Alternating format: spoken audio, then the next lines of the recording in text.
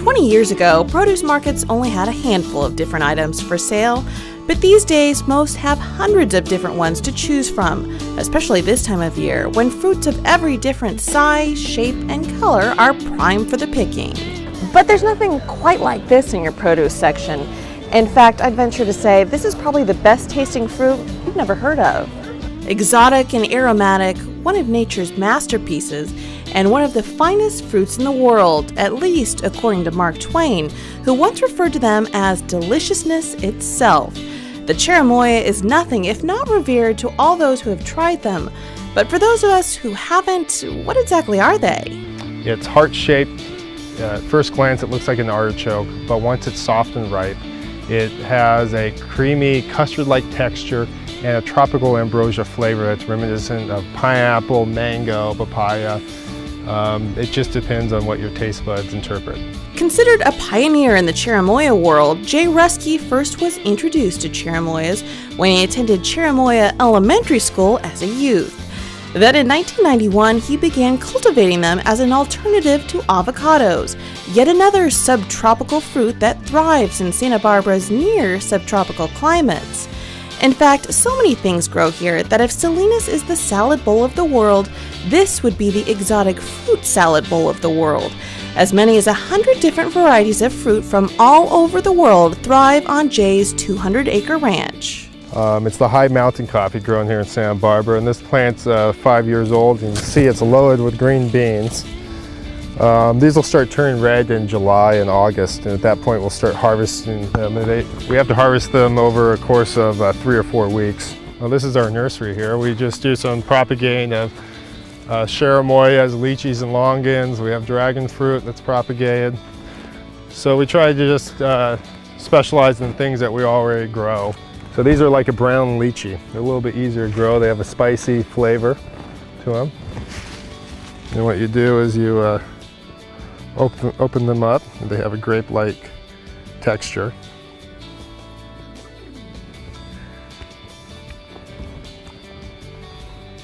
Tastes like lychee. First cultivated by the Incas in Peru and Ecuador, the cherimoya is actually believed to be one of the oldest New World fruits. And today, thousands are being reintroduced to this edible piece of history every week as Jay hands out sample after sample of the unusual-looking fruit to eager customers at the Santa Barbara Farmers Market.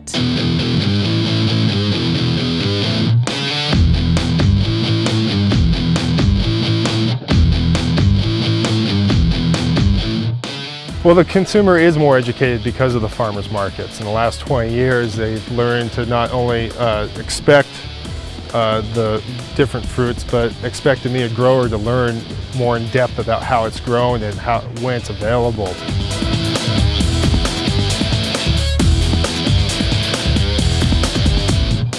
Well, it's all subjective how they look. Some people run up and say that, oh, those are ugly, and some people grab and say, those are gorgeous looking fruit. But this fruit, like I said, so many people don't know about the fruit, and I think what turns them off from the fruit is the looks of it.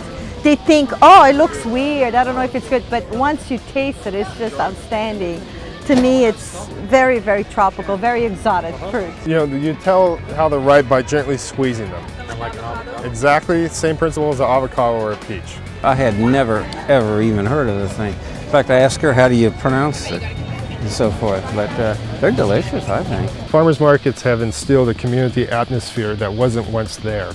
And so when we go to the farmers market, I'm not really a celebrity, I'm just part of the community there. And food is a great social outlet for people. See how these are like teardrop shaped? That's the white. That's like what I brought over to your shop yesterday. One of those local chefs looking for something new and exciting to round out his menu is Mike Cohn, a chef at the nearby Hungry Cat restaurant, where inventive dishes with a local flair are the norm. It's refreshing to see somebody doing something different, not doing the mainstream, and at the same time it lends itself really well to our concept at the Hungry Cat, where, you know, the cherimoyas aren't something that people are all over town are making cocktails with. It's important for anybody introducing themselves through the farmers markets to build relationships like at the Hungry Cat, you know, so that someday they can grow outside the farmers markets.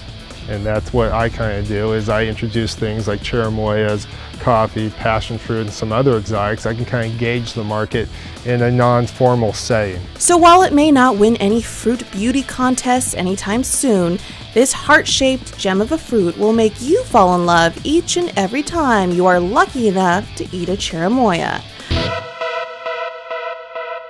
Hi, this is Chad Minton, chef of the Journey restaurant here at the beautiful Ritz-Carlton Marina Del Rey Hotel and Spa. Today, we're going to talk about cherimoya. Now, to be honest, I had no idea what it was, but a few days ago, Tracy gave me a call and filled me in on this wonderful fruit that I would equate somewhere between a banana and a pineapple. This unique fruit is Spanish in origin, and as it turns out, California is responsible for the largest production of it outside of Spain. Now, the challenge was to do something with this unique fruit that none of us have ever tasted before.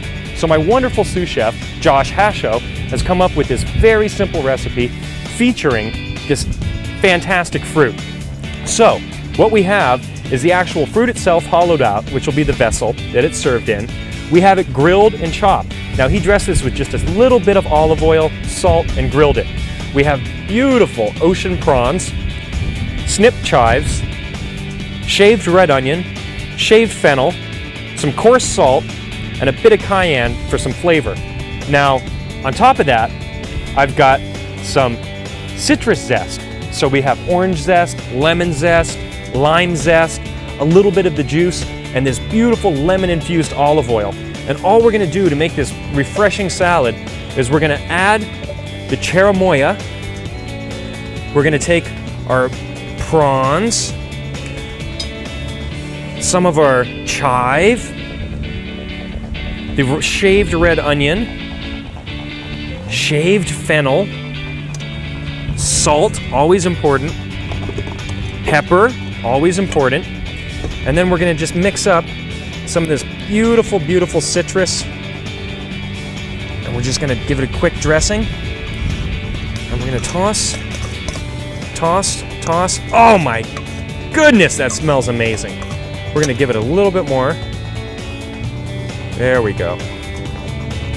We're just gonna toss this puppy up. And then what we're gonna do is we're gonna actually load it in to here. This is Chad Minton urging you to use your creativity and keep cooking.